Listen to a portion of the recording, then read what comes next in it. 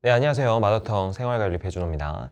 자, 오늘은 역시 가장 어렵다고 평가받는, 그리고 친구들이 가장 어렵다고 이야기하는 자연윤리에 대해서 한번 좀 살펴보도록 하겠습니다.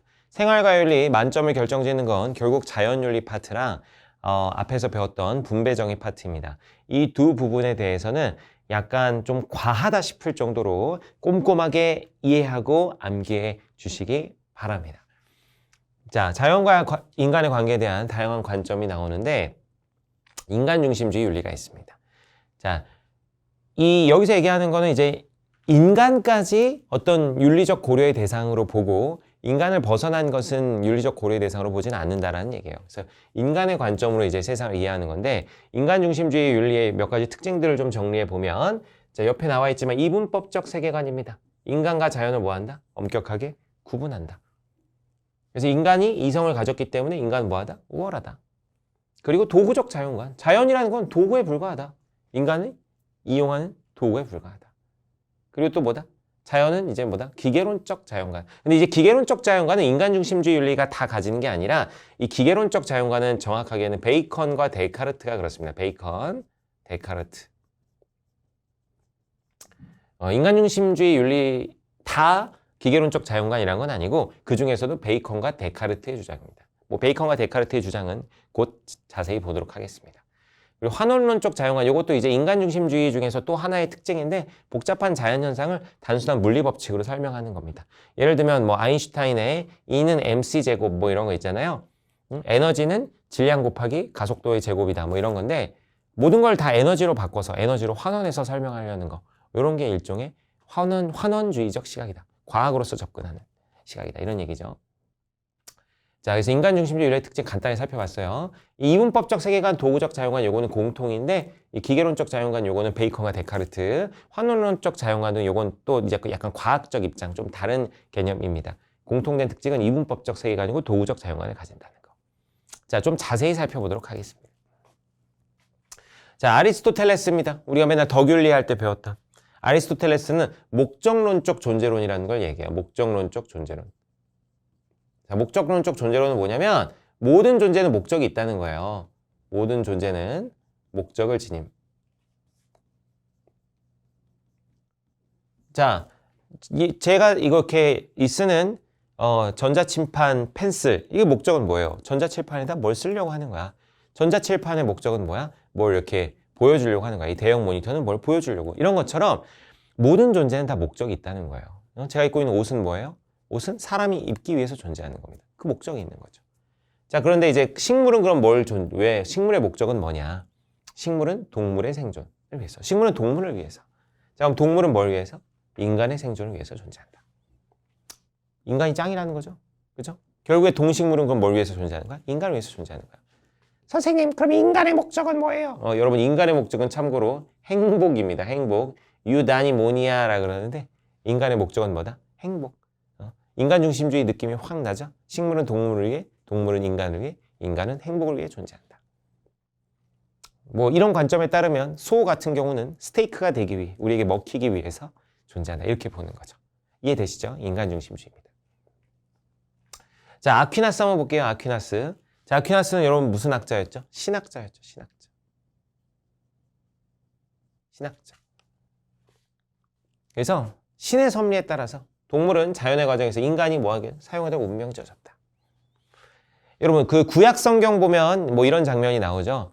태초에 말씀이 있었고 그 다음 신이 세상을 만드십니다. 천지창조를 하시죠. 천지창조를 신이 하신 다음에 너무 잘 만드신 거야. 이 세상을. 그래서 혼자 보시기에 이게 너무 아까운 거죠. 그래가지고 신을 닮은 존재인 누굴 만든다? 인간을 만듭니다.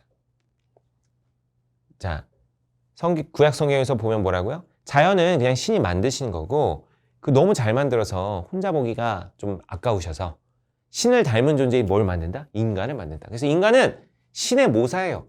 신의 모사. 신을 닮은 존재.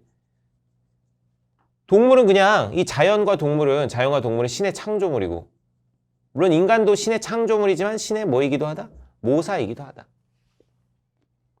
그럼 인간과 자연은 급이 같아요? 달라요? 달라. 자연과 동물은 그냥 신이 창조한 존재인데 인간은 창조된 존재이기도 하지만 신을 닮은 존재, 신의 특성을 반영하고 있는 존재이기도 합니다.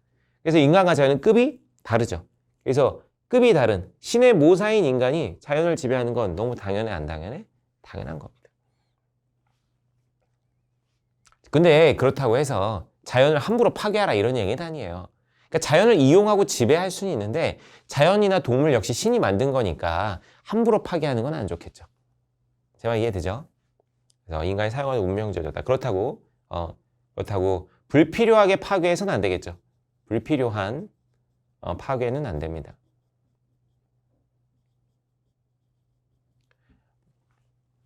왜냐하면 자연이나 동물도 누가 만든 거니까, 신이 만든 거니까. 그러니까 인간이 그들을 이용하고 지배하고, 그러니까 필요에 따라서 이용하고 지배하는 거는 얼마든지 가능. 하지만 불필요하게 파괴해서는 안 된다. 이런 얘기죠. 자, 베이컨으로 가봅니다. 베이컨. 자, 베이컨은 자, 여기서부터 이제 근대 사람이에요, 여러분. 여기서부터 언제 사람? 근대 사람입니다. 아리스토텔레스랑 아리스토텔레스는 고대, 아퀴나스는 중세 사람인데, 자, 이 베이컨부터는 무슨 사람이에요? 근대 사람이에요. 근대 사람들의 특징, 인간의 이성을 매우 중시합니다. 자, 베이컨의 아주 유명한 말 있죠. Knowledge is power. 아는 것이 힘이다. 자연을 알면 그럼 자연을 뭐 할 수 있다? 지배할 수 있다. 그래서 자연은 인간을 위해서 이용될 때 존재 가치를 인정받는다. 정복지향적 자연관. 그래서 뭐라고 얘기하냐면 방황하고 있는 자연을 사냥해서 노예로 삼아야 된다. 이렇게 얘기합니다. 노예로 삼아야 함.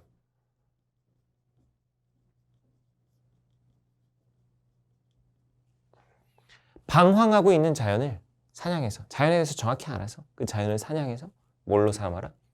노예로 삼아야 된다. 자연을 알면 자연을 지배할 수 있다. 정복주의적 시각이 들어가 있죠. 자, 데카르트는 베이컨하고 사실 크게 구분하실 필요는 없는데 표현들이 근데 명확히 달라가지고 좀 보도록, 거의 비슷해요. 자연을 기계로 보는 기계론적 자연관을 가지고 있습니다. 근데 데카르트는 좀 더 구체적으로 그 중에서도 동물에 초점을 맞춰서 동물은 그냥 자동기계에 불과하다 이런 얘기 하는데, 자, 그 맥락을 좀 말씀드릴게요. 자, 데카르트는 회의론자였어요. 모든 걸 의심해봤다. 이게 방법적 회의라 그러는데 방법적 회의를 사용합니다. 방법적 회의. 방법적 회의가 뭐냐면 모든 걸 다 의심해 보는 거예요. 여러분, 우리 꿈꾸잖아요. 꿈꾸는데 꿈이 되게 현실처럼 느껴지는 꿈들이 있죠. 그렇지 않나요? 물론 허무맹랑한 꿈을 꾸면 자각몽이라 그래서 이건 꿈이구나 이렇게 이제 아는 경우도 있지만, 되게 현실적인 꿈을 꿀 때는 막 그게 현실 같잖아. 근데 이제 깨보면 이게 꿈이었다라는 걸 우리가 깨닫게 되죠. 데카르트도 그랬을 거예요.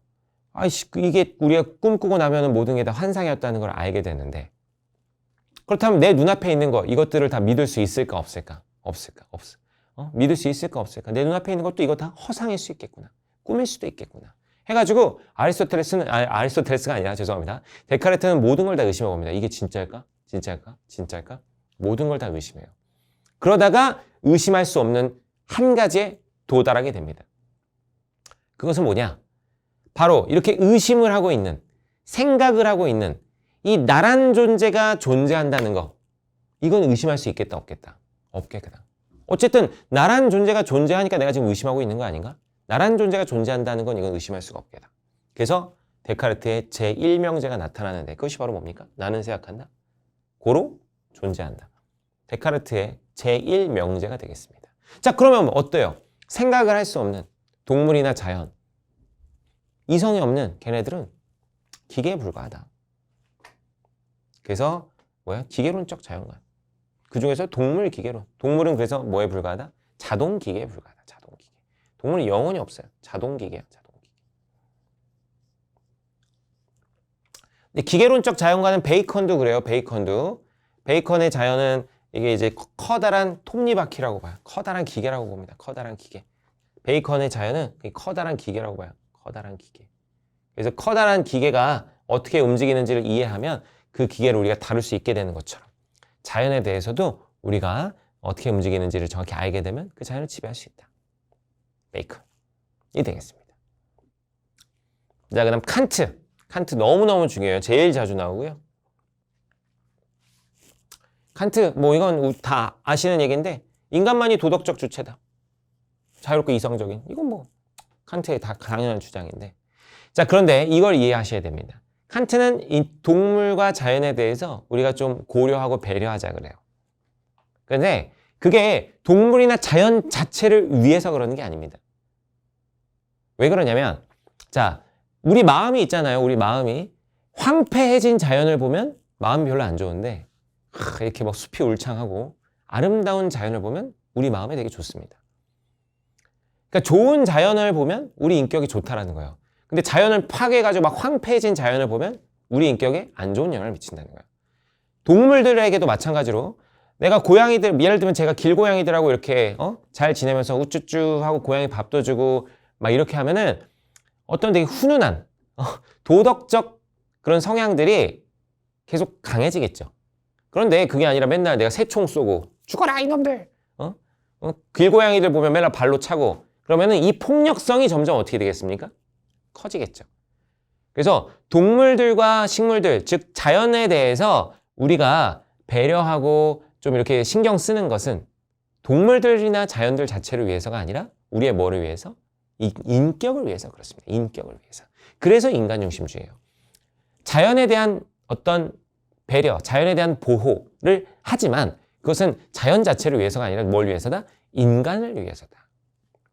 그래서 뭐라고 표현하냐면 간접적 의무라고 합니다. 자, 무슨 의무다? 간접적 의무다. 우리가 인간들에 대해서 가진 의무는 무슨 의무? 직접적 의무. 근데 우리가 이 인격에 대해서 가지는 직접적 의무를 위해서 파생되어 나오는 것이 바로 무슨 의무? 간접적 의무. 우리 인격을 위해서 동물들이나 자연을 보호해야 된다라는 주장이기 때문에 동물들이나 자연에 대해서는 우리가 그 자체로서 의무를 가지는 게 아니라 인격에 대한 의무에 대해서부터 파생되어 나오는 무슨 의무다? 간접적 의무가 되겠습니다. 간접적. 동물에 대해서도 마찬가지고요. 식물도 마찬가지예요. 식물도 마찬가지고 자연도 마찬가지야. 식물, 자연. 그러니까 이성이 없는 동물이나 식물, 자연에 대해서 우리 인간은 간접적 의무를 지닌다. 직접적 의무는 없다. 그래서 간접적 의무니까 뭐야? 여러분 외우실 때 간접적 의무로 생각해 주세요. 간접적 의무. 칸트니까 간접적 의무. 자, 읽어볼까요? 인간이 동물을 잔인하게 대하면 대할수록 인간을 대할 때도 잔인해진다. 폭력성이 강해진다. 그래서 동물을 포함한 자연, 여기 나와 있죠? 동물을 포함한 자연을 도덕적으로 대하는 것은 자, 나에 대한 의무다. 걔네 자체에 대한, 동물이나 자연 자체에 대한 의무가 아니라 나에 대한 의무다. 그래서 얘네에 대해서 지는 의무는 무슨 의무다? 간접적 의무, 간접적 의무입니다. 칸트. 자, 칸트는 자연 보호하자 그래요. 자연을 위해서가 아니야. 뭘 위해서? 우리들의 인격을 위해서. 그래서 무슨 의무? 간접적 의무가 되겠습니다. 인간 중심주의였습니다.